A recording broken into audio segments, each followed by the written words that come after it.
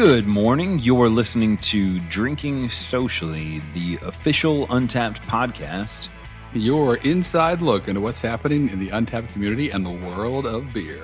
I'm John, and we're going back to our roots on this episode. We've got two amazing beers that have been gifted to us from two great friends.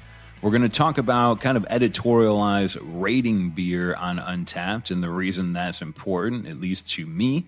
And we'll cover some pretty cool badges coming up as well. So pretty excited to get rolling on this one. And I'm Harrison, and other than a rogue piece of pumpkin waffle I found in my shoe this morning, I'm pretty sure I've exorcised the pumpkin out of my house for now. So today we move on to bigger things like stouts and sours. But first, Drinking Socially is released every other Wednesday morning and can be found at podcast.untappd.com. Or wherever you listen to podcasts. Huzzah. Now, getting into I almost said getting into the meat of this episode, but really it's the beer of this episode. Right. Liquid meat. Be a better pun if we were drinking meads, but right. So, anyways, we've got one from Lenny Brewing. Harrison's going to kind of talk through the details as I put it into cups. Let's do it. We're going to open this guy up, and I'm sure it'll be excited to join. Maybe not as excited as last week, but it can't every day go to a Gallagher concert. So we're enjoying today's Seduction Series 1 from Lenny Brewing out of Charlotte. It is categorized as a sour on Untappd with 7% ABV, and it's from Lenny Boy. They let us know that this is a unique rye blonde ale. Cool. It was aged in Corbin Cameron red wine barrels on fresh blueberries for over 8 months, which is cool as heck. And pumped to be drinking it, so pouring it out right now. I wish I knew more about Corbin Cameron wine barrels or Corbin Cameron wine. I'd imagine that's sort of important to this. Perhaps a little bit, particular beer. They're a California vineyard, so Lenny Boy's from Carolina, so maybe there's a connection I don't understand. It could be. I mean, you can, a lot of the times you just get, like, there are companies, just cooperage companies that their job is to travel the country to get wine barrels and bourbon barrels and whiskey barrels, and you can go on as a brewery to your local cooperage reseller and see what they have in stock. And so someone's actually going out, and I mean, there could be a connection, but also not surprised. Most of the red wine barrels we got were from California, just from I think it was Northeast Cooperage or something. They're pretty big. We worked with all the time. So, yeah, but a lot of the times when you don't even get to know when you're dealing with... It's just a wine barrel. It's a wine barrel. So it's cool that we do know where it came from. And, from the description from Lenny Boy about Seduction Series 1, this is a wild ale that brings aromas of sour berries with hints of earthen softness. Taste carries an upfront tartness that sparks your tongue with a smooth yet crisp aftertaste that leaves your mouth feeling dry and craving another sip, which I do like my sour beers juicy, but also dry, which we'll talk about as we enjoy this, I'm sure. And pretty cool note about this beer, it won the 2019 NC Brewers Cup Silver Medal in the Brett Mixed and Wild Ale category. So really cool to have, something that's been recognized by its peers as being a really solid example of this style of beer, which is a huge style category itself. That's awesome. So just this year, right? At the Brewers Cup competition for North Carolina. One question I always want to ask, they mentioned that, so this was aged for 8 months in these Corbin Cameron wine barrels over fresh blueberries. Yep. Do you, Harrison, with brewing experience, is there a discernible difference in taste that comes from using fresh blueberries versus a different sort of blueberry adjunct? Is it more problematic, or is there a big reason to push for fresh? Yeah, you'll probably get more if you're, what we would do with blueberries specifically, or any berry fruit, because we would crush them up, whole berries, and crush them first, kind of like you were almost making a wine. At least break them open a bit, so you're getting kind of the meat of the berry. Yeah, there it is. There it is again. It's the word of the podcast. And then and then the skin, which obviously adds flavor and color. As we're looking at this is kind of like I'm getting like little bits of like a nice orangey purple or so. There's some reds in there.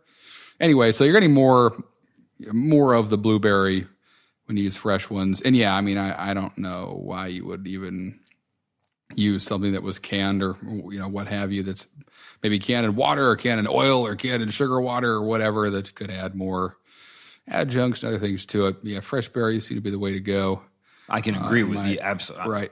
Personally, I'm excited about that. Yeah, but it looks great. I agree. The color is, I mean, it almost, I'm going to say rosé again, is a blanket for like a semi-opaque dark pink, if that's a color, dark pink orange. Yeah, it's definitely. Now I'm trying to be Crayola and I'm failing miserably. Right. But it's not a typical color, I guess. Maybe for a sour beer, but not. I can't compare it to an amber or an Oktoberfest. Yeah, I mean, there's tons of color, tons of vegetation. Well, not vegetation this time, fruit in this beer. I mean, that's always the challenge when you're transferring out of a bunch of barrels, is to not suck too much fruit out when you do that into the finished product, whether that's kegs or bottles or cans or whatever it may be. So these are rarely, clean and clear looking beers when they're sitting in barrels, and you don't want that. I mean, a lot of the flavor comes from the stuff that's in the barrel. I mean, and in the bottle, it goes into the barrel or into the bottle or bottle to barrel, barrel to bottle. Advancing from my intro days of beer where it was all clear and really cold, I don't mind a little bit of settlement in my beer. Sure. I don't even mind if it finds its way to my glass. I think this taste, after the first sip, this tastes beautiful. This is so not overpowering at all. It doesn't taste of fresh blueberries, of course, after sitting around for 8 months. Right, exactly. They're not fresh anymore, but that's fine. Like, that's what and it's 100% natural carbonation, which you get a lot from these beers too, which gives it a nice body. In this case, gives it nice head, cool lacing. Obviously, when you're dealing with a wooden barrel that is kind of more porous than a steel bright tank, that a clean beer, a beer that's not been aged in a barrel will go into, you're not going to be able to really carbonate it before you bottle it unless you put it in a bright tank for a bit and force carb it. But most breweries these days don't do that. They just go right from the barrels to actually, we'll put it into a fermenter and mix it with some new sugar or new wort, fresh wort, to reactivate some of the yeast in there, and then bottle it. And that is either sugar or fresh wort is what they use to do this, to recarb it in the bottle. And that gives it nice, but also that's, again, so this has not been like dropped out, cleared up at all, like you would see in what we would call a clean beer, or something that had been cold crashed for a while, to help a lot of those particulates leave the beer and you can get rid of them before you bottle it. Which, again, I want this style of beer to be like this, have some turbidity to it, because I think you filter this and you take away a lot of the nuance, and that's pretty standard across this style, across all breweries that I've enjoyed it from, in the States anyway. And speaking of bottle, Lenny Boy's used a really cool, I think it's getting rarer and rarer to find. I see a lot more breweries canning, which I'm really thankful for. It's easier to transport and drink on the beach. But this particular bottle is beautiful. It's like, it's matte black, finish, right? I'd assume to prevent light from getting through and to make it look really cool. Yeah, that's awesome. I know. I'm glad we mentioned that. This is like the perfect bottle. There's no light that's ever going to get in here.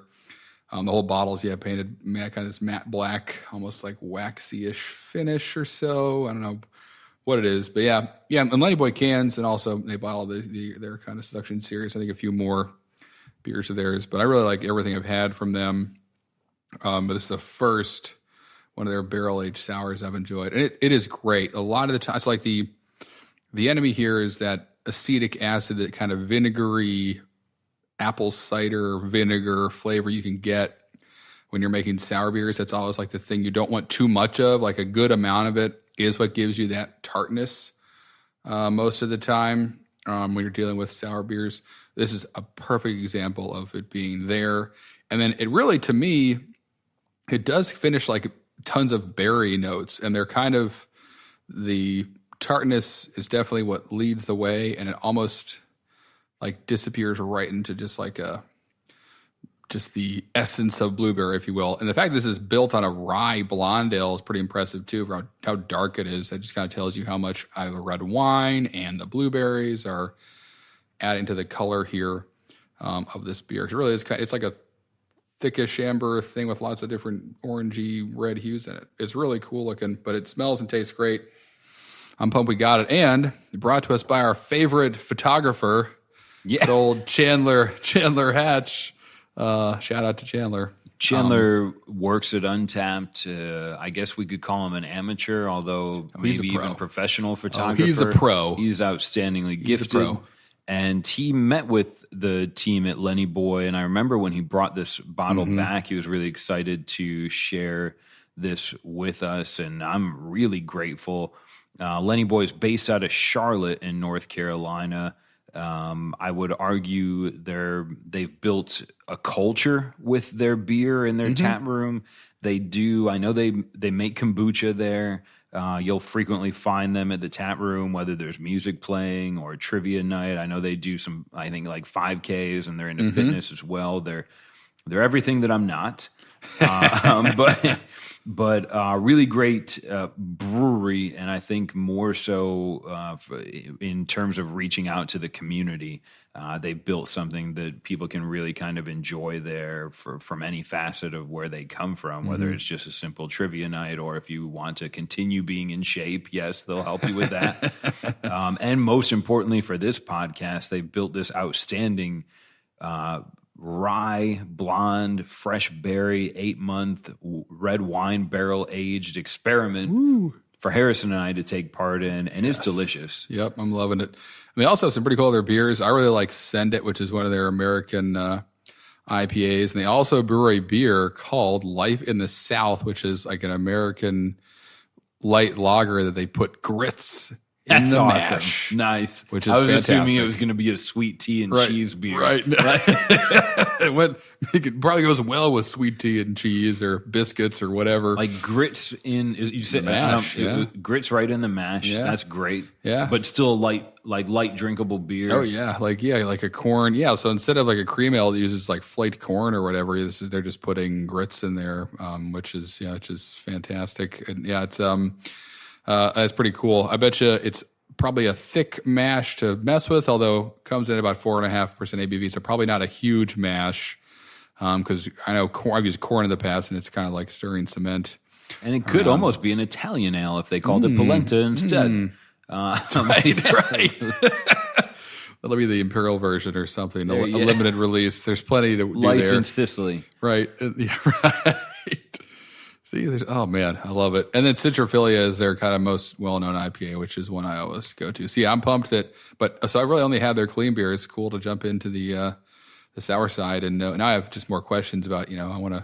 I've not been out there yet, but to kind of see their operations, see how they're handling these beers. So this is as complex and as good as it gets, really, in my opinion. What I look for in a beer like this is it. Yeah, I can understand the silver. I'd like to meet the gold, right? Because this Must have been close. This is incredible. I say this often. There's nothing wrong with this beer, and it might not sound like it, but that's kind of one of the best compliments I ever hand out. Sure. It hasn't been. There's about, in fact, 200 total check-ins at the time Harrison and I are drinking this. Yeah. I can't imagine it saw a lot of distribution. I don't see much. If this is a beer that you ever happen to come across, I would certainly invite you, if you trust us, if you like any form of sour beer, this one ought to impress. Yeah, absolutely. Again, recommended for how balanced it is, and would be curious to, again, these beers, you can sit in them for a while. It's bottle conditioned. It's going to kind of keep changing over time. That's another thing I know we've spoken about kind of throughout a few episodes, what to look for in barrel age or beers you want to age yourself in your cellar. And if it is bottle condition, that's usually a good place to start. It'll just kind of keep shelf stable for a bit, depending on style, usually a bit longer than something that maybe isn't. Although there are other factors there, but it's going to change over time, absolutely. So you're drinking this now, drinking it in 6 months, in a year, it's going to be a different beer each time, which is another reason why I really like this style. It just it keeps changing. You can never step in the same river twice, as they say.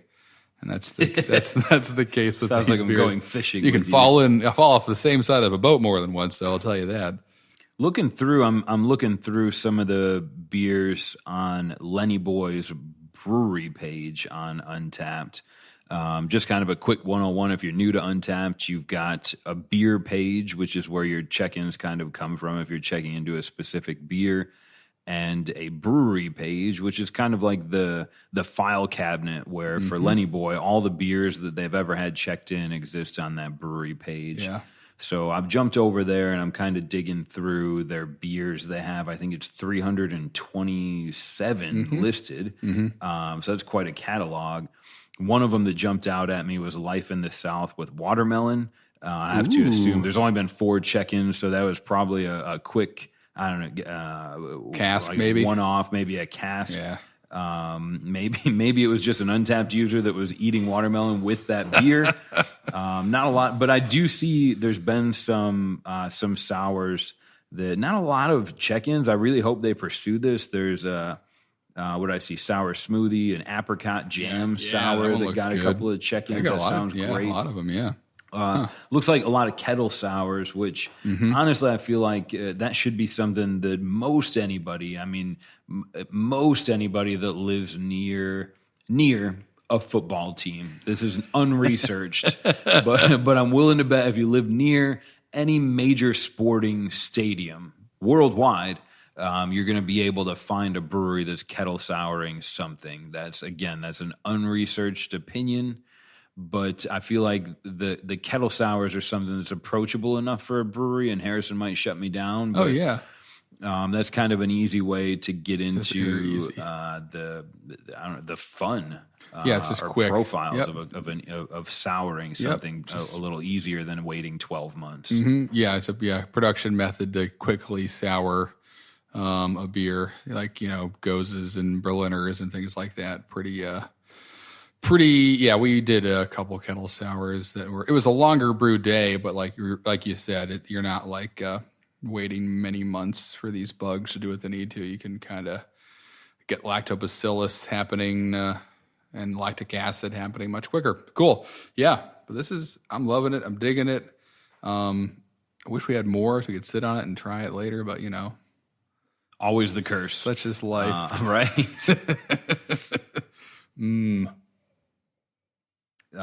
So I'm really excited to introduce this next beer, which is going to be. I've been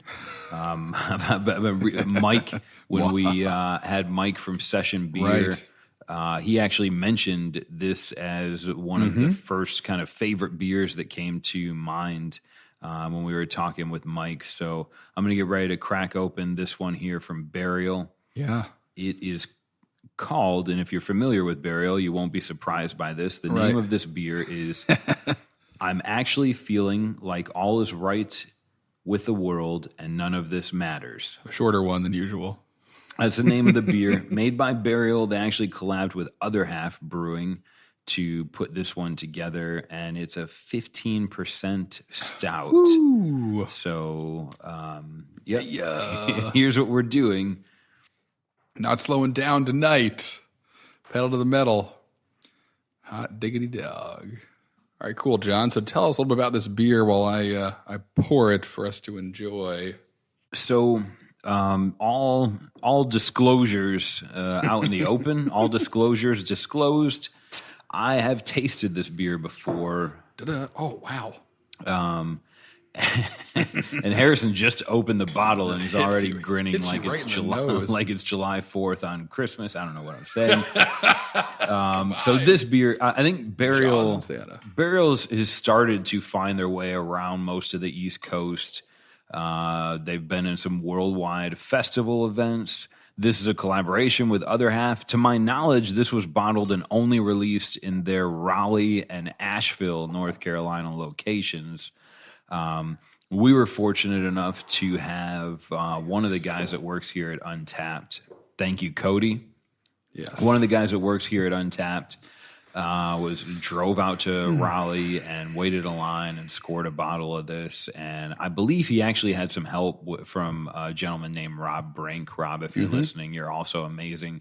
This beer, I was telling Harrison before the show, like, I don't really have words to describe this beer. It's maybe the best beer, if not stout, that at least that comes to mind. Yeah. So the story goes, again, if you're familiar with Burial, the initial description reads, lurker of other people's walls, rider of past pro tales, enjoyer of the walk ahead, imbiber of the finest beans, unparalleled eating partner, old man, smart man, a tribute to the man behind the curtain. Ooh.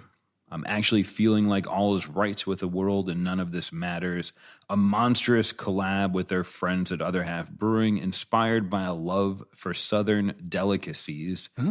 This gigantic imperial stout, aged upon heaps of roasted pecans or pecans, Vietnamese cinnamon, maple and golden syrups, and Madagascar vanilla beans. They remark that this is an insanely well-balanced alcohol and sweetness meet bright, dark caramel. That's contradicting, but baking spice and praline in this sipper, which is an accurate description. Warning us. If whiskey and pecan pie were a beer, it would be here right in front of us in this beautiful tulip. It's more translucent than I would expect for as dark and beautiful as this beer tastes. I'm really excited to try it again. Thanks so much for helping us get a bottle of this, Cody and Rob. Cheers to you, Harrison. I'm excited to see your face on this one. Go. It looks amazing. Ooh.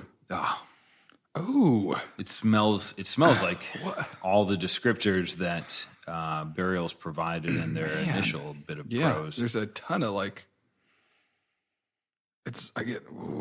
want to sit on this nose for a moment, John. It smells like I get the pecan and then vanilla. It's pecan. Pecan Sandies, as Danny DeVito's Pecan Sandies. From Always Sunny would say, right? The Pecan Sandies got walked off the stage. This smells beautiful. Like, it smells like a magic book from the Lord of the Rings universe. Right. There you go. Right. Something some elf has hidden, passed down for 1,000 years. Whoa. Oh, God. And there's the taste. Oh, my waffle. Excuse my. We have to see if we can insert a bleep there.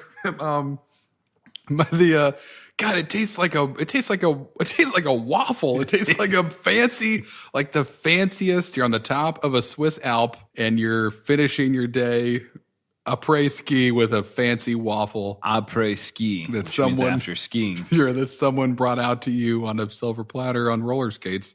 This is I did not expect that much maple. It scared something out of me. There was a discernible success with this beer. Wow. That is like, if you did go skiing in the Swiss Alps and you had to write a letter home to your family that wasn't able to come with you and you wanted to mention the amazing waffles. Right.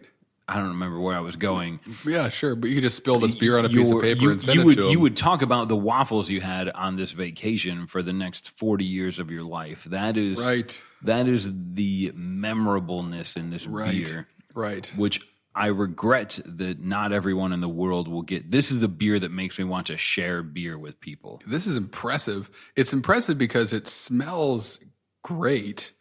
But when you, I get the nose and the mouth and the taste are completely different, which is so it is like magic, John. Upon first sip, it's not hot. It's not at all. That's a good point too. It's not. That's It's 15%, and it's not. It doesn't come at you aggressively. Lurker on the walls. Well described. That's how I feel like I'm being watched by a magical cinnamon man right now, and it's very interesting. Cinnamon's one of those spices that you talk about like a hot toddy or whatever. Like it does well with alcohol, like more booze, and it can sometimes hide some of that heat. And I get the cinnamon right at the end, but it's not overpowering at all. It's amazing how layered it is in there with like the vanilla bean, the syrup. After it opened up a little bit, the second or so sip, I'm getting more like chocolate cake, cinnamon, maple, a little bit of that. But that first sip, really good. There's such a story that I think happens when you first sip that beer. We list the ingredient, the adjuncts, right? Cinnamon, maple. Yeah. But on so many beers that I love, there's been 2 or 3. You put coconut in a stout, and I'm buying it. Sure. That's a rule that I have. Sure. This beer as well. There's some cinnamon's really exciting. Maple is a flavor that I love. Right. Golden syrups is kind of vague, but I assume okay, we're adding a little bit of extra sweetness, perhaps. In a culinary world, the golden syrups is just a really exciting, light flavored caramel. Right. In this particular instance, the vanilla beans, the cinnamon, and the maple all come together in some sort of like beautiful sticky toffee pudding. Right. Where I can not only can I taste them, but each one kind of tells its story as I enjoy this beer. Yeah, I agree. It's you look at the list of ingredients, and these are just the adjuncts and other things, not to mention all the specialty malts that are in here and all that other stuff we're not even talking about right now. You look at it and you think this could be a big mess of a bunch of weird flavors that kind of work together, and something's going to have an overpowering note. And nope, it's all sits very nicely in kind of layers you can enjoy, like Dante moving through the Inferno, getting closer and closer to that unparalleled eating partner sitting at the lake at the bottom of the there was a woman that Dante was chasing, and this isn't the podcast to figure it out. No, her name. Everybody is trying to find her name right now. That's one of my favorite books. It's a love story. Is it Sophia? It's something like it's not. If it's not Sophia, it ends in a ia. It's like.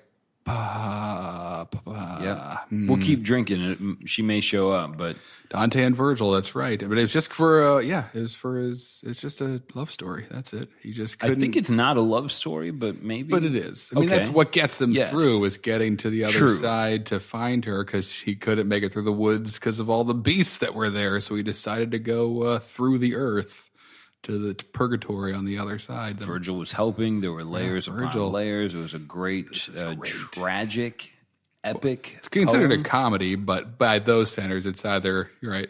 It's a comedy or it's not. I feel like if Burial listens to this podcast, they may not mind that we're trying to talk about Dante's Inferno while drinking this beer. This is just, I mean. Okay, usually I can wax poetic on a beer, and this was only released, I think, 250 or maybe 500 bottles of this beer were ever released. So, man, I feel bad romanticizing this beer because there's not enough of it. It won't exist. This is a beer that if one time I spent $50 on a tiny little stout, and I remember getting a little bit of shame or trouble or having to really rationalize that $50 purchase for a tiny little beer. And I shared it with my wife, and she said, "Oh, this is really good. Can you put $50 of liquid in a little bottle?" Probably no. Right. But this is one where if you ever have the opportunity through any means to find it and you enjoy beer or food or life, this one has my glowing recommendation. If you get it and you have buyer's remorse, offer it to me and I will buy it right out of your hands. Right. Yeah, don't worry about that. You've got buyers over here. Her name is Beatrice. For those who don't have their driving to work right now, angrily wishing they could Google. I know this is why I also remember freshman, lit class, but don't remember her name. Anyway, that's one of my favorite books. That's another podcast. You're right, John. But and back to the beer here. Burial sent us on. Probably you're right. Probably they'd love that we were talking about this. A nice little tangent here. But yeah, I've had a lot of stouts, brewed a lot of stouts. This is definitely going to be one of the most memorable ones. It's going to probably jump right into my top 5, if not. It's in the same way that like a Helles Lager is impressive when it's good because there's nothing there. It's also almost as impressive to have a lot to juggle and to put everything in its right place when you're dealing with adjuncts and spices and syrups and all these things. You got to kind of calculate how this is going to change the final product. And I'm assuming this is the first and probably only time they brew this beer. So like just doing it and then making a lot of it, well, I know only 500 bottles, but enough of it to get it out there to distribution a little bit. And having it be this good, it is impressive. Liquid cinnamon rolls. That was a Untappd review that I would say is pretty accurate. Another guy who's checked this in recently, Mark, says I'm bumping this one up to 4.75 on the second time around. He's drank it twice. Mark, you are one of the luckiest people in the world. Taste and texture are on point. I think texture. Mouthfeel. That's something that I often kind of forget to think about. It's one of those things, right? When a beer has good texture or mouthfeel, like you don't really notice it. There's just something, a little extra magic that's happening in that beer. You notice it when it's gone. You notice it when it's there, but maybe not so much that you say, oh, the mouthfeel on this is great. Like you might not get so into detail, but I think a beer that I would compare this to in texture and satisfaction is Dogfish Head's Worldwide Stout. Yeah, that's what I was thinking too. It's just it's balanced, it's enjoyable, it's not missing anything, but it's not like when you eat that mashed potatoes and there's just something missing from them. Whether I don't know why I'm comparing this to mashed potatoes, why not? But sure. Almost Thanksgiving. It's good. It's coming up. You've had mashed potatoes that were memorable, and you've had mashed potatoes that were just mashed potatoes. They're both good, but one of them, there's been one or two where you just say, "Oh, those are the ones." The gorgonzola and the garlic with the French butter, handfuls of sour cream, more than potatoes.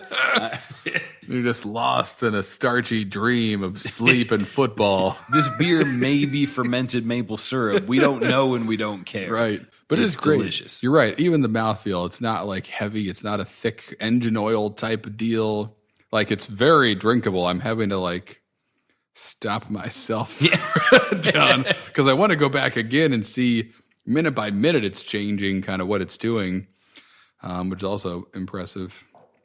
But you can see the legs on this beer running down the glass. You could pour this beer over pancakes and become a top chef. Just like that. That's what it Even if the pancake wasn't the ingredient and you left like the wild yams you were supposed to use on the table uncooked next to it, you'd still win. Here is an unpeeled wild yam, Bisquick mashed potatoes, nope, pancakes, son of a gun, and poured some beer on top of it. Right. Great. I'll see you in round 2. Exactly right. You have your own restaurant now. Here's $1 million. Oh, Top Chef. But yeah, no, I agree. It's a game changer. It is a game changer. It's, and obviously John was hyping it up, and it's clearly by my initial reaction, which was real and caught here today. It definitely made a boom meteoric impression on me from first sip. But really love the nose too. These beers are so fun, Obviously, you can't drink an Imperial Stout. Certainly, a 50% one every night, that would be a problem for many reasons. Economic. Right, I was going to say, exactly. Only had one beer. Doing good. Overdrawn again. But it is fun to sit here and really dig into it, knowing that literally as you drink it, as it warms up, as it opens up, it's all going to change. It is. There's like a wizard's beard forming in the bottom of this right now with all the head that's left. I'm having a blast over here, John. I'm just watching you drink this beer in with your eyes. Deeper and deeper. Beer in my younger years was a vehicle to be social, right? It helped me talk to the girl that was out of my league, or maybe just pretend like I could talk to her. Right. It helped me make friends. It helped me become better at ping pong or whatever version of pong you might have been playing. Sure. Then it kind of grew into this thing where now instead of going out and drinking beer, I would still drink beer and kind of like help get through the day. That's not the right way to say it. Nope. Enjoy never mind. the night. Help enjoy the successes Bruce of my Willis day. movie you're watching. Yeah. And now beer kind of becomes this adventure, but this particular one is proof that beer in itself can be a bottle of art and science mixed together. Right. And it can taste really good. Yeah, this would almost be a shame to drink alone, in your apartment because no one would be able to see your face when you drink it and talk about it. This is definitely a great one to be shared. You're right. This is a great example of all things that are good with sharing beers with other people.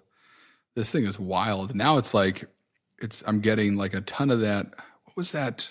Waffle Crisp? Was that the cereal back in the day? Eggos? Well, no, Eggo the waffle. I think it was called. It was like the same makers of the French toast, not Cinnamon Toast Crunch, but like the little mini French toast cereal. Maybe they made it. Anyway, I'm thinking of Stroop waffles. Sure. So yeah, the Netherlands' favorite cookie. My favorite cookie as well. Thank God for the Netherlands. That changed the way breakfast changed my life. It's that idea covered in milk, but this one, I'm getting like the waffle is here, but it's different now. Man. There's certain beers that I'll just remember forever, and this is my après ski beer. This is it in the Alps when you've made it. And you've got the Bond girl next to you, and you've beaten the bad guy and pushed his cat down the other side of the mountain and stolen his jet ski and some weird his weird hairless cat's gone. We've all seen that. We didn't background check Harrison. We just knew he was a pretty good guy. Right. A double life as a British secret agent. Right. You've been fired. You're drinking too much on the job. Yeah. Too much. But it's delicious. That other guy was drinking martinis. That's just straight vodka. 00 Harrison. Where will we find you next? Pushing cats around mountains. Throwing fires into the fireplace. That's right. Someone's got to do it. Moving on from that awkward segment. Let's jump on in there. Let's talk about our sponsor for this episode. Let's do it. The greatest of greats. Untappd sponsors every one of our shows because this is the Untappd podcast, and Untappd has a official store.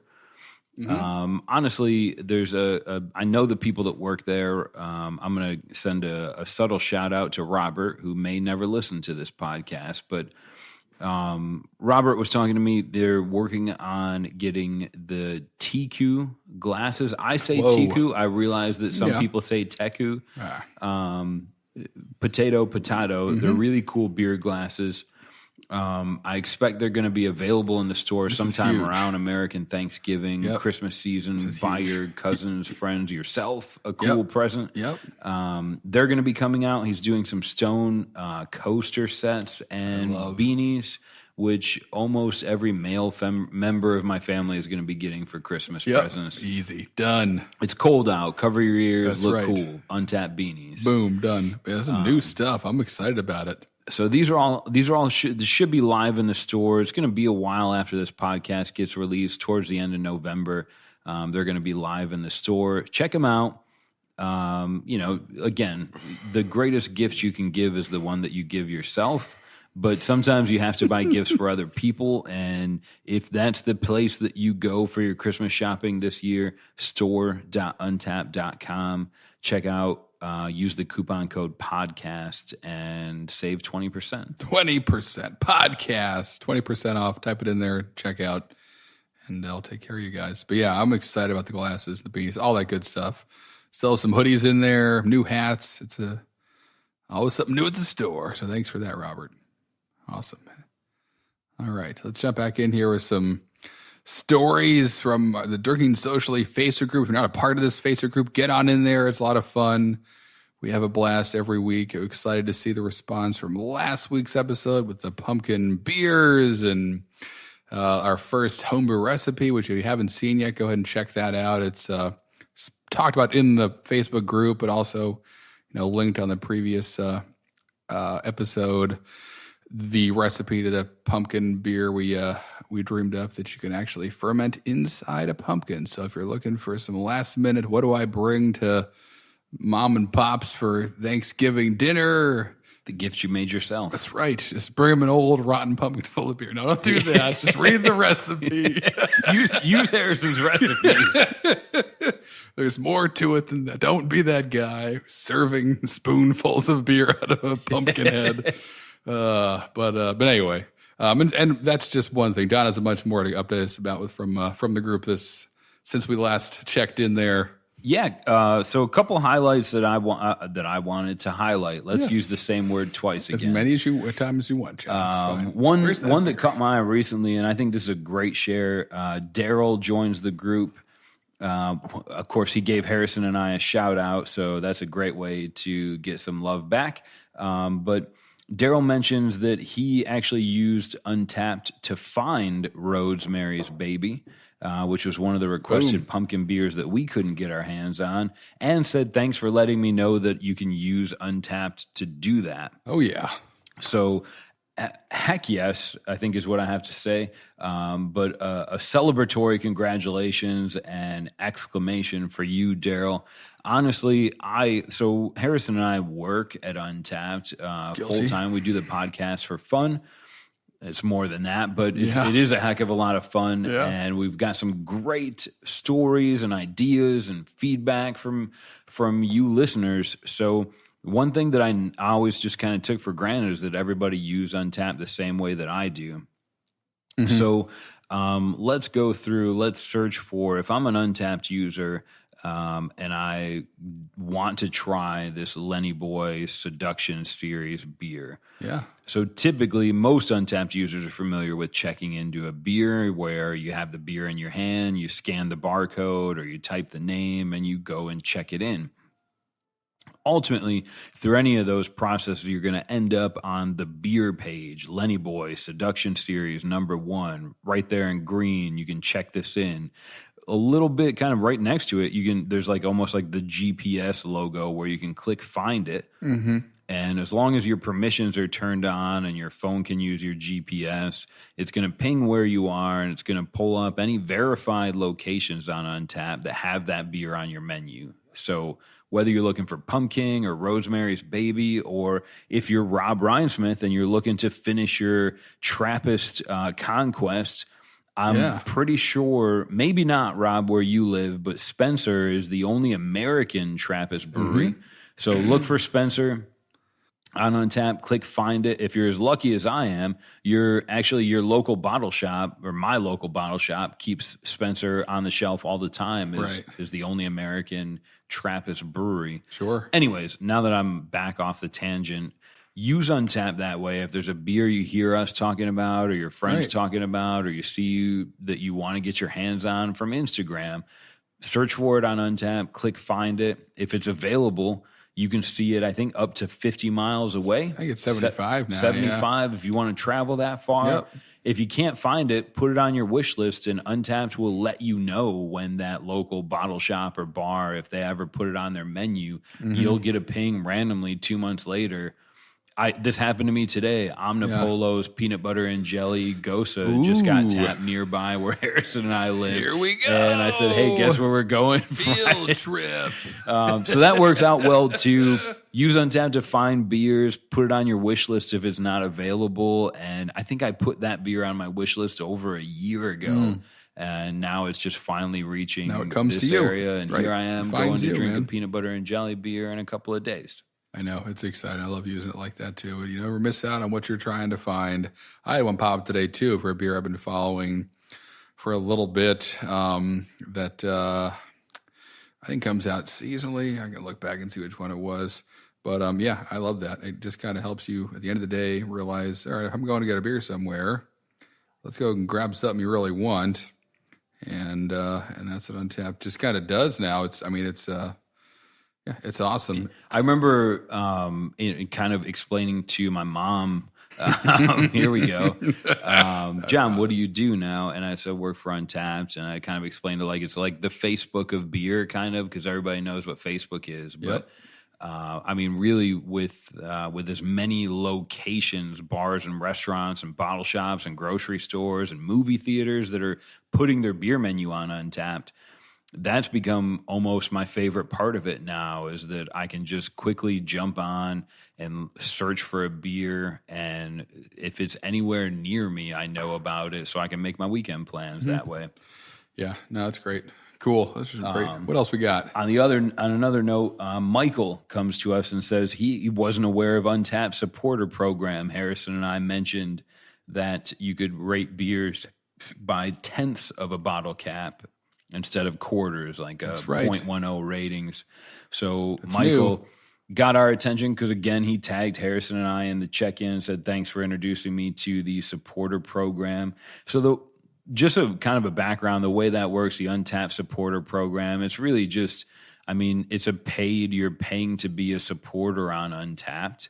And there's, you earn some flair. There's a badge you can earn.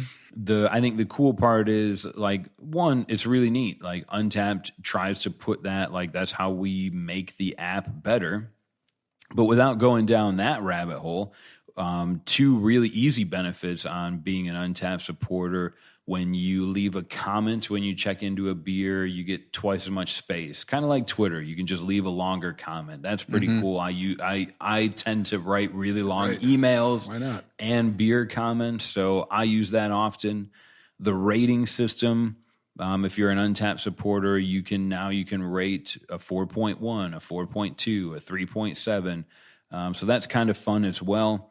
And you also get, which I use most often, some analytics about beers. Where have you checked in? What beers have you checked in for the last week, month, year? That's really cool to you can download that and you can get really nerdy and spreadsheety like I am. So that's really cool. For those of you that aren't aware of the Untappd supporter program.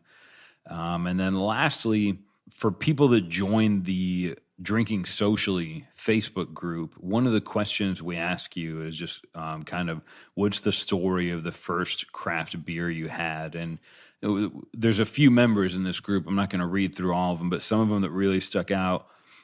Joseph joined the group and said, I'm 50 years old and I just started drinking beer about a year ago, and Untappd helped me understand what I drank. I learned about breweries in Tampa, Florida, learned about Cigar City, places to go. Nice. I mean, that's awesome. First of all, Joe, at 50 years old, welcome to beer. Welcome to it. It's never too late or too early to, arguably it could be too early to get started under certain circumstances. Check your local laws. But it's legal things aside, heck yes, Joe. Yeah. I'm glad Untappd helped you find some kind of, if you came into craft beer today, there's... It's probably dizzying. It probably is kind of overwhelming to Ghosts, figure out. IPAs, where blondes, sours, sour blondes. I don't know what I want. I'll pick, hopefully I think it's cool if Untappd can help you find maybe you don't like IPAs. Untappd should help you discover that. There's another story that I got from Steve, and he says, after years of teasing friends who used to bartend at a local campus for generic beers, on midnight on his 21st birthday, he came in and had a Sam Adams. A lot of people kind of accredit Sam Adams as their first craft beer. Just, holy cow, I can't believe there's that much flavor in there. So we see Sam Adams. Blue Moon comes up pretty frequently in people's kind of first craft beer story. The last one I'll mention, and I'm sorry, I'll butcher this name. I'm going to read it is Javi, or maybe Javi. In my defense, Javi's from Spain, and again, probably not pronouncing it right, but great.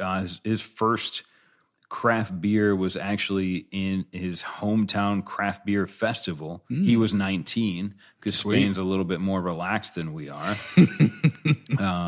since then, the Spanish craft beer market has evolved quite a bit. And you're absolutely right. There's some amazing artisanal craft breweries in Spain. I'm trying to think. I want to say it's Black Dog or Black Lab is one that comes to mind. But honestly, it's usually Harrison and I that read those stories, and they kind of inspire us and remind us of how people are using Untappd differently, or maybe how you came to find this. I think at the end of the day, everybody's first craft beer story is a little bit different. Maybe where you are right now on your journey. Maybe you're obsessed with pale ales. Sure. Or Marzens, and you wish Oktoberfest was a longer season. Never end. I'm with you there. That's how I feel. But at the end of the day, I think it's great to just kind of have a place. If Untappd is your social media, to have a place to just talk about something that you do for fun. It's a great hobby. It's a great profession. But at the end of the day, it's cool to be able to share your beer story with hopefully your friends. Yeah, and all of us on Untappd. It's great. Cool. Well, thanks for that, John. There's a lot of fun stuff in there, as always. So again, if you're not part of that group, look us up on Facebook. It's a closed group. Don't worry, though. Come on in. We'll let you in there. And you don't have to tell us your favorite story. But if you want to, if you got a funny one, we've seen a lot of those too. And we've shared our own. But yeah, come on down. Check it out. It's a fun community that's very active in a good way. All right, so I'm going to take Untappd consumer updates this week. Got a couple cool badges to talk about. First things first is International Stout Day if you're listening to this on the day this podcast is released on the 6th of November, this guy is happening tomorrow on the 7th of November, 2019. It always happens on the first Thursday of November. It's been around since 2011. Don't know who started. It's kind of some mystery there, but celebrate the stout, a beer we're still enjoying, John and I, right now. Very much so. Stick with me for a while. More. Right, exactly. Firing up the skillet and making some waffles, dude.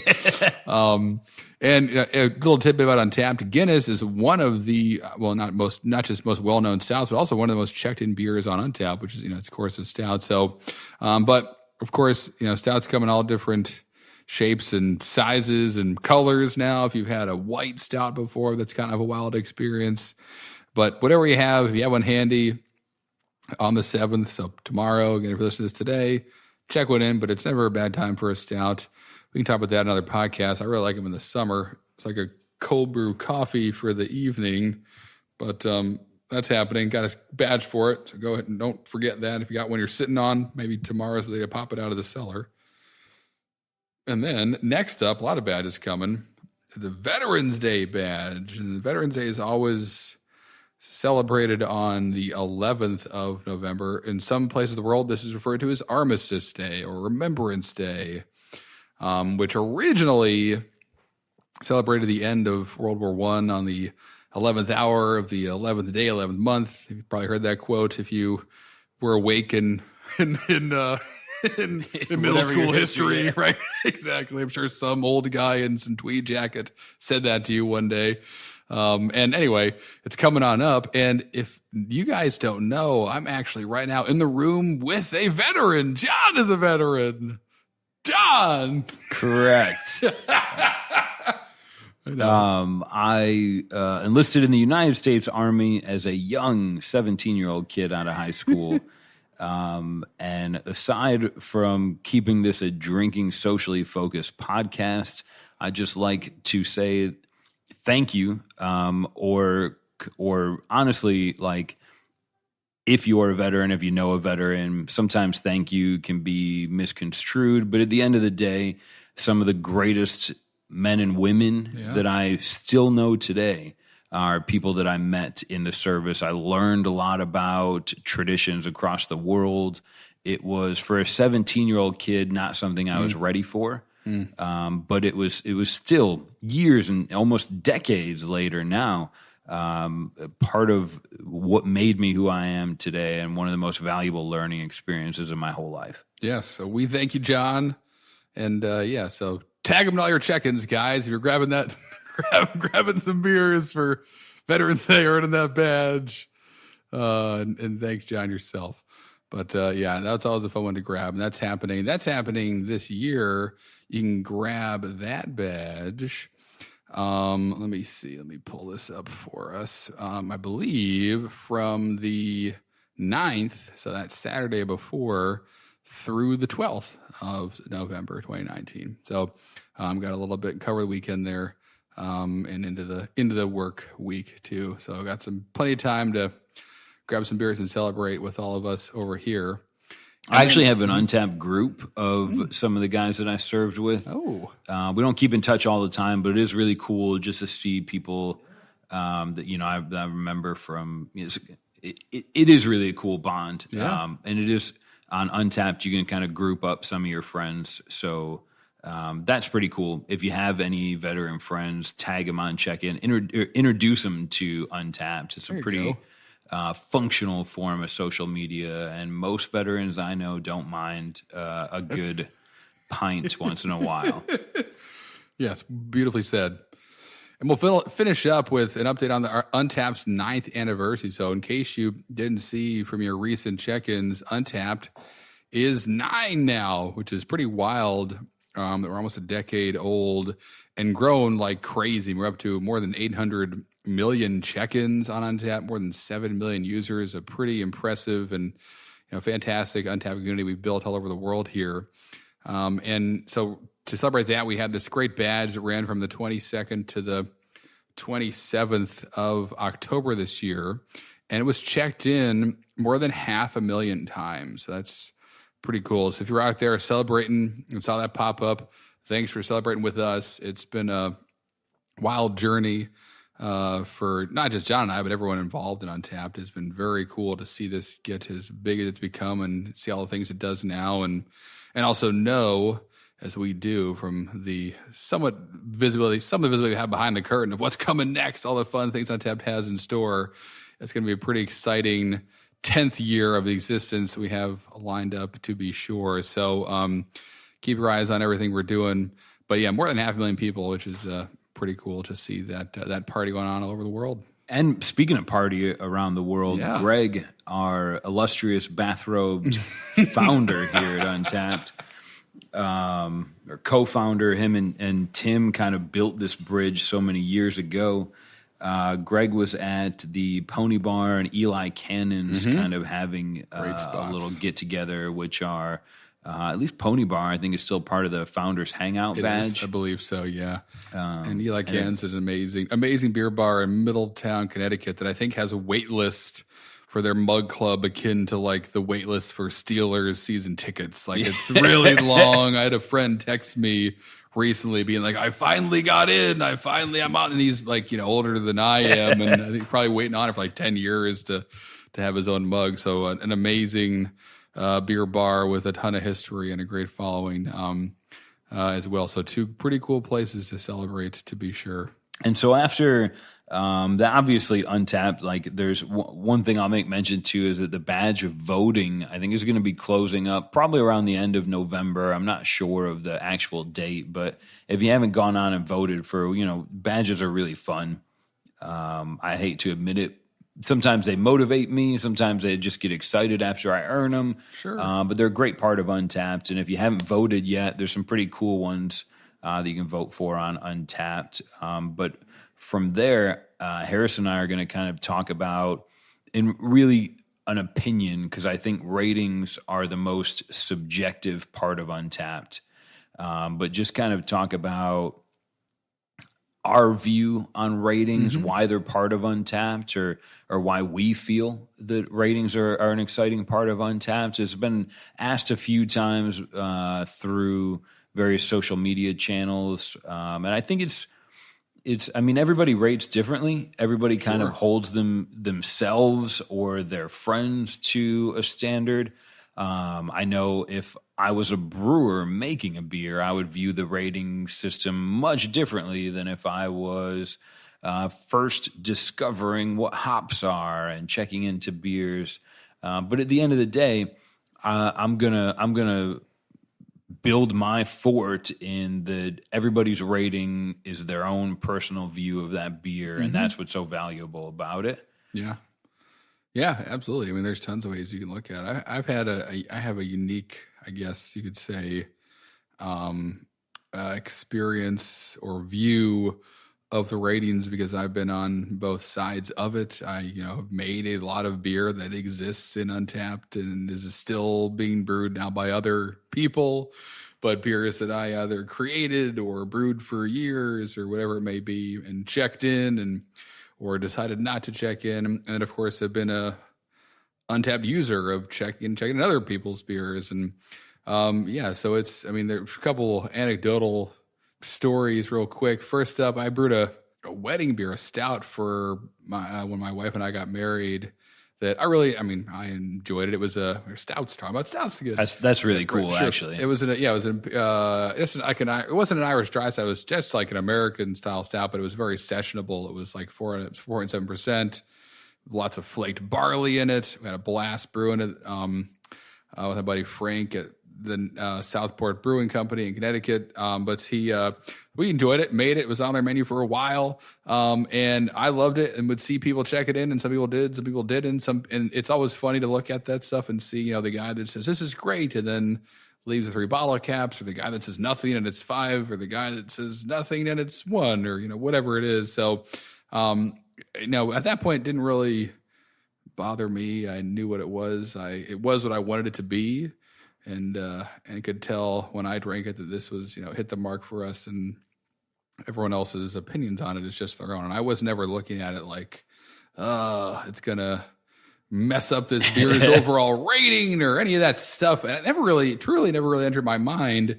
It was just, for me, kind of an interesting social experiment of like, well, obviously everyone's taste, everyone perceives taste differently and has different reference points to, everything. If you don't forget about beers, if you don't like coffee and maybe stouts, you won't like them at all because there's lots of similar flavors there to coffee. Again, it's all about where you come from before you drink that beer that really imparts your perception of it. And a more kind of, I guess, dramatic example of this is I also helped brew a beer that won the bronze for smoked style beer, I believe, in the Great American Beer Festival. That was the category. Roush?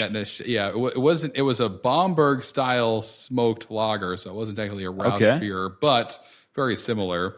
And I helped brew it, and the ratings were like all over the place with this beer. And that's obviously a polarizing beer. If you don't know what we're talking about, it's like a smoky beer, and some people think it tastes like barbecue or like cigarettes or an old hotel room or whatever. A number of people are like, this is amazing and it tastes like barbecue. And I'd imagine you didn't have a lot of, this is a 3 medium. Right. It's either one or the other on that. Yeah. And to know that it stood out as one of the top 3 to again, people who are trained to drink beer and know what this style is supposed to taste like, that it stood out to be one of the 3 best ones they had was really cool. And it kind of, again, when I worked at the breweries, we as brewers never really, I was not looking at Untappd and saying, that guy's going to drop us from a 3.95 to a 3.94 from those check-ins. Like it just never was there in my head. I was much more like, that's interesting. Or that guy,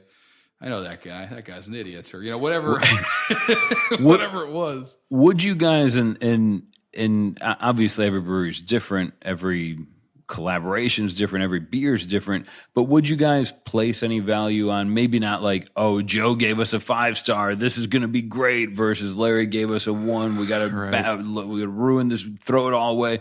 Like, that's cool. Larry versus Joe and John versus Harrison. Right. Those singular opinions shouldn't matter much, even if they are written and maybe somebody says, I really hate this beer. Right. Sure, that's hard to turn your cheek to, but would you ever place much value in the mass? Like if 10,000 people said, this is a great pale ale. Right. Is there value in that for a brewery to read the ratings that way, or is it more just like we make our beer the way we? And I know you can't answer this question for every brewery. Sure. So, No, right. Absolutely not. But I will tell you kind of just from the 3 or so breweries I've worked at, where it kind of fit in our, I guess, assessment of ourselves and all that stuff. And really you're right. It's kind of interesting. If you're chances are, if you're a brewery that you know what you're doing and you're getting enough check-ins, I mean, not like, 5 or 6 check-ins from 5 or 6 people, but you're getting enough of a volume of people drinking your beers, then the ratings are either going to be very, very good or mixed.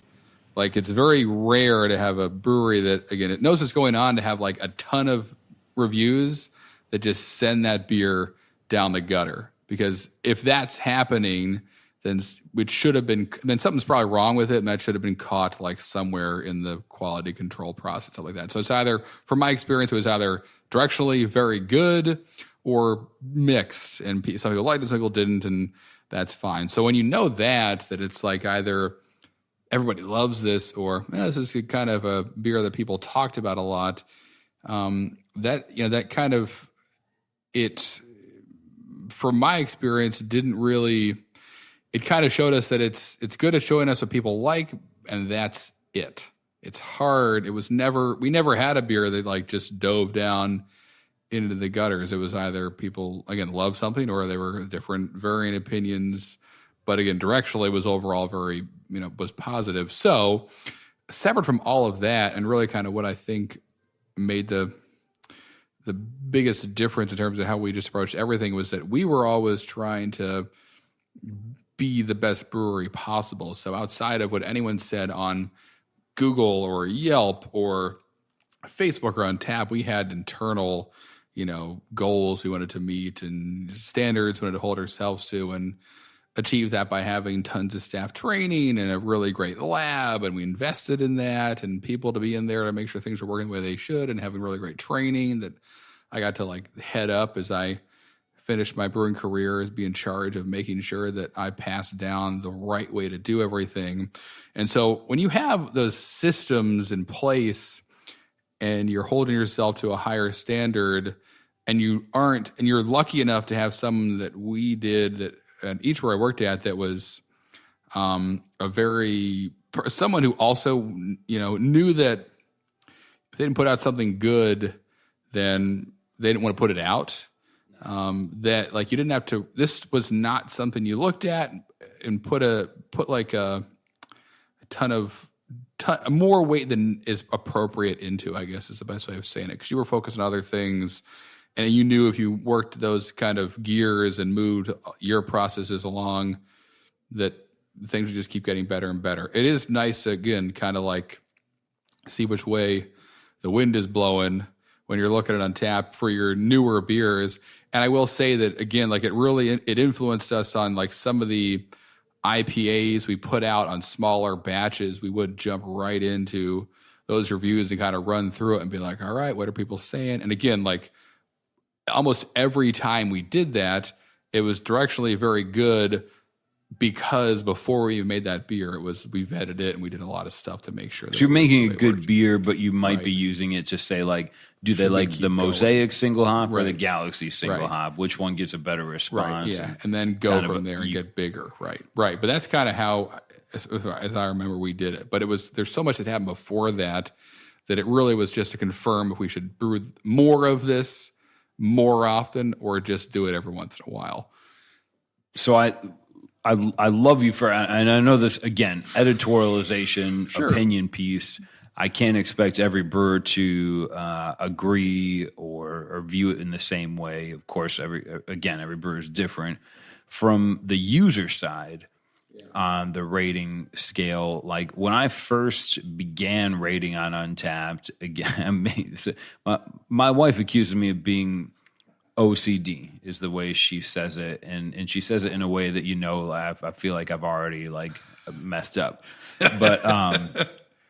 but she makes a good point. I met her. She said, we went out to a bar, and I said, I don't mean to get on my phone, but I want to just check this beer, and I use Untappd. And she says, oh yeah, I do too. So again, many many easy decisions were made in asking her to marry me, but I remember then jumping into like, all right, so here's my rating scale. Like 1, you have to take a picture. It doesn't count. 2, 3 means this is a good beer. I would drink it again. I would, if it's less than 3, that means I would generally seek a different alternative. If it's a pale ale that I gave a 2, that means I'm going to look for any other pale ale. If it's above a 3, if it's a 4, that means I'm going to seek it out. If it's above a 4.5, that means I will leave my house to go get it. And, you know, I had this really black and white system. And now here we are where, you know, you can rate in tenths of a point if you're a supporter. And things have changed quite a bit. And my life, I'm 37 now, is a little bit less black and white than it used to be. A lot of times I will check into a beer and not even provide a rating. Maybe, and for me, when I learned, if you do that, if you check into a beer and you say, oh my God, this is amazing, the cinnamon comes through and I can't wait to have another, and you tag where you bought it from and you put some descriptors in there and you don't provide a rating, that doesn't negatively affect the beer rating. It's you checking into a beer without giving a rating. So once I learned that, I started to do that more often, especially in a bottle share where I might be 6 beers in. That's a good point. And this is a cloudy opinion, and I don't want to just blanket 5s because I'm imbibed now. Right. So I'll just check it in and leave the rating blank. I know I had a Drinking Socially Facebook group member ask me that, which kind of catapulted this discussion. Sure. And so, again, it's subjective. I would rate this burial beer 100. Like, this is amazing. I would leave my house to go get it. I would drive 2 states over if I could buy a couple bottles. Sure. So I would rate that really highly because when Untappd notifies me that it's available, I want to quickly be able to click on my phone and see that I gave that a 5. That means even if it's been 2 years, I want to know immediately that beer's worth chasing. So that's kind of the basis of my rating system. It's totally subjective. If I didn't like cinnamon, this beer I would just check it in and not rate it. Right. But I do, and I love this burial beer and this Lenny Boy beer. Like, I want to be able to use that rating as a way for me to remember how much I liked it. Sure. Yep. Absolutely. And that's how I use it as a user. Pretty much the same exact way you mentioned it, where I'm looking, I am using this because I know I have had a lot of beer and will have a lot more, and I don't want to fill my brain with that information of what I liked or didn't like, and I don't have to because Untappd exists. So I can literally look up a beer, and I do it almost every time I go to a beer store now where I go, that logo looks kind of familiar. Have I had this before? Yeah. Type it in. Oh, I really liked it. And this is canned last week. Oh, I'll grab it again.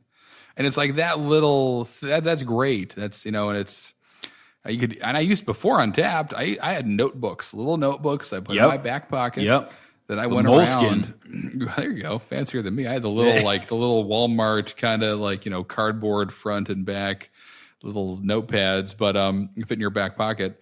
But before, because I've been brewing beer since before Untappd existed. So I had to have a way of kind of, when my journey began of, okay, I'm doing this now, I'm going to be a brewer. And the joke is an easy one to make of every time I drink a beer, I'm working, I'm doing research. Was kind of true, where I was like, all right, well, what is in this? What am I tasting? Can I pick this hop out? What do I think this is? And I used to go to other sites before Untappd again was around to kind of see like, all right, well, what is in this beer? Or look it up at the brewery site, or, you know, and that's kind of how I built my own palate in terms of being able to pick out different malts and different hops and all those things. And as a notebook, as a journal, Untappd is great for that, especially as you get new hops and especially malts and different ways of brewing, and the whole, you know, how popular sour beers have become. There's so many different flavors out there, and a style that you may always like say a New England style IPA is brewed very different ways and tastes very different based on where it is and what's in it and who made it and all that stuff. And it's not enough just to know now that, oh, that's New England IPA, it'll probably be good. You kind of need to know a little bit more, and Untappd helps you see that, again, like directionally, whether it's your own review. What I like most, when I use it as a user, I look at if I've reviewed it, then I look at what my friends have said. And it's almost like for me, like movies. Like I'll jump on to, before I go to the movies, there are 5 guys I trust that are professional critics that I'll look at what they say. I'll look at the Rotten Tomatoes first. Yep. And then I'll see, all right, who are my 5 guys? What are they saying about this movie? And that's kind of what I put most value in. And I have same deal, friends on Untappd that I know our palates are similar. And I'll look at, oh, did they have this beer? What did they say? So it's very useful. Keep in mind, like everything I just talked about has nothing to do with like the thought process of, because I rate this beer this way, it's going to do this to that brewery's rating on Untappd. Like I think, and I might be wrong here, John, but I think it's 2 different worlds that look connected, because obviously when I rate a beer, that affects that brewery's rating. But I don't think most people that use Untappd think about it like that. I think they're thinking, this is how much I like or dislike this beer, and the value of that really exists in like your friend circle and Untappd, your own memory, your notebook. And it's not like, oh, these guys are horrible, I'm going to give them a half bottle cap just to show them my 2 cents. Those people exist. Jerks are everywhere. But I really think, and again, how I use it is more about a reference point for myself and my circle of friends, so that I can have kind of a shared knowledge base with people I trust about beer. And that's as far as it goes as I make that rating. And again, I know, and we all know, that it's connected to that brewery page, but it's not what drives me to rate something at all. I totally agree. When I consider my rating, I gain a lot of joy when I see one of my Untappd friends, like the majority of people maybe gave it a 3.4, 3.5 or something. And I'm like, man, this beer's, I love it. I gave it a 4, and I enjoy seeing that difference. But I agree with you so much in that if I'm going to judge or look at a rating and place value on that, if I'm drinking an English bitter, I'm going to look for Harrison and see what he thought of it, because he's my resident expert on English bitters. Yep. If I'm looking for a New England IPA, I'll judge and see what all my friends said. And I'm looking for people that actually said juicy, tropical, pineapple. Right. When I see people saying that, that means more to me than anything to say, all right, this is definitely one I want to try. Yeah. And if me and all my Untappd friends and all the other 10,000 people that rated this beer said it tastes horrible, then yeah, I might say, all right, cool, I'll get a different beer. Because 10,000 people's opinion weighs a lot. But generally when I use Untappd, I use it for my own benefit, right? I want to be able to see when we check in these beers, when we do the podcast, or when we're drinking on the weekends, I'm often looking at and seeing what my Untappd friends had of this beer when I had it last year. Sure. A quick little story in reference to Harrison and my own old notebooks, which if you're young, you may not have ever even had a notebook, but I was at an anniversary dinner recently with my own wife, and we were sitting next to another couple, serendipitously, that were celebrating their anniversary as well. They were about maybe 15 years older than us, and I started talking with the gentleman, and he was asking me about, they just moved here, and asking me about the local beer scene. And I said, oh, yeah, you got to check out this place and that place. And do you use Untappd here? Follow this place. And he asked me what Untappd was, and immediately pulled out his notebook, and he had beautiful handwritten notes about Sweetwater 420 and every pale ale and IPA he drank for the last year, where he drank it, where he bought it from. Yeah. So this was great. I showed him Untappd, and it was such an awesome experience to see him. Basically, this is a digital notebook, and I said, yeah, you keep it on your phone. Yeah. You can bring it with you, add your friends. So it was a really exciting conversation, and again, even in his notebook, literally pencil and paper, he was rating these, like plus, minus, would drink again. And I think that's an important part of Untappd. whether it's the specific beer or the style. I'll throw one more shout out here to the supporter feature in Untappd, or you can do this yourself with just going through your old check-ins. But what I love is I can go through and say, like, show me the last 180 days of my Untappd check-ins, and it'll show me the styles I've drank the most, where they came from. So that's one thing. Like, if I would have checked this out 2 years ago, it would have been stout, porter, and then maybe IPA. And as I look at it now, it's still very IPA heavy, but there's sours, there's Berliners in there. So that's I really enjoy that. Again, I think spreadsheets are cool. So if you consider that, but I think it's really powerful, especially in a world where there's going to be 10 different beers by the time you even get done listening to this podcast that never existed before. Right. And you may never hear about, or maybe not more than that.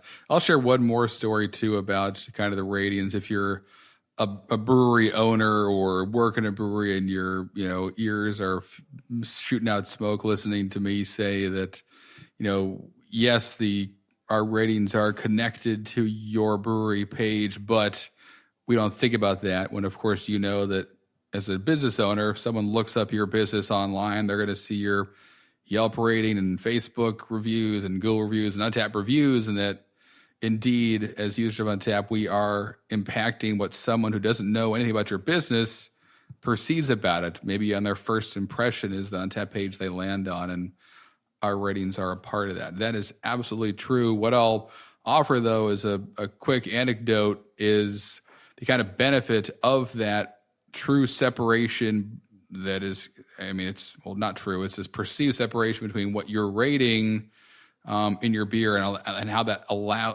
compared to your experience versus the brewery's page, how that allows you as a user of Untappd to be really free in your rating, and that's very good. In 2015, this is very well published. You may remember if you've been drinking beer for a bit, it's only 4 years ago or so. Goose Island released Bourbon County, and a couple of the different variants were infected. Right, so they had off flavors in them, and they offered refunds, and that was all taken care of, and that happens. Won't dive too much into that, but a really unique kind of maybe under-publicized part of that whole thing that happened was that they discovered that batch of beer was infected because of Untappd.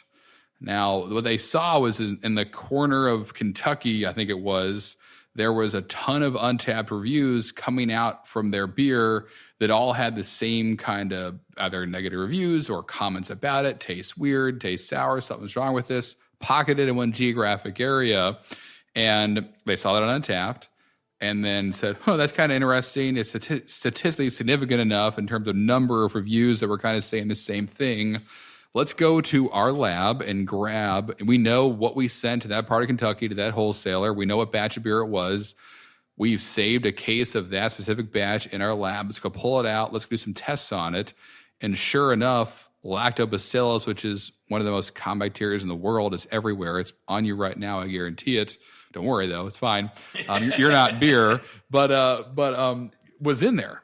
And so they were able to discover that in the lab, go to that, zero in on where the problem was, isolate it, and then address it. But they wouldn't have seen that or be able to kind of get in front of it like they did if Untappd didn't exist. And those people wouldn't have reviewed that beer if they were thinking of anything other than their experience right there in that moment. And that provided a lot of value to that brewery. And that's a really big example.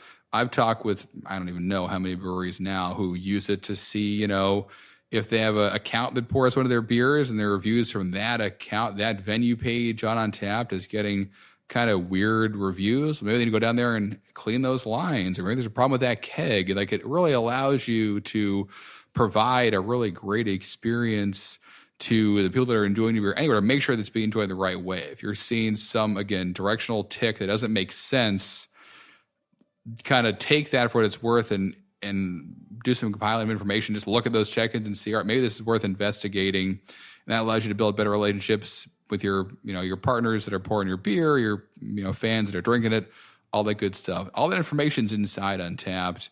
And it wouldn't really be there if people, weren't reviewing these things. So I just love that story about Untappd and this community, that it was able to kind of, for one of the most followed beers ever in Untappd, the most iconic beers that's really ever existed in Bourbon County, was able to say, hey, something's going on over here, and allow Gusan to make that correct and allow him to track that stuff forever.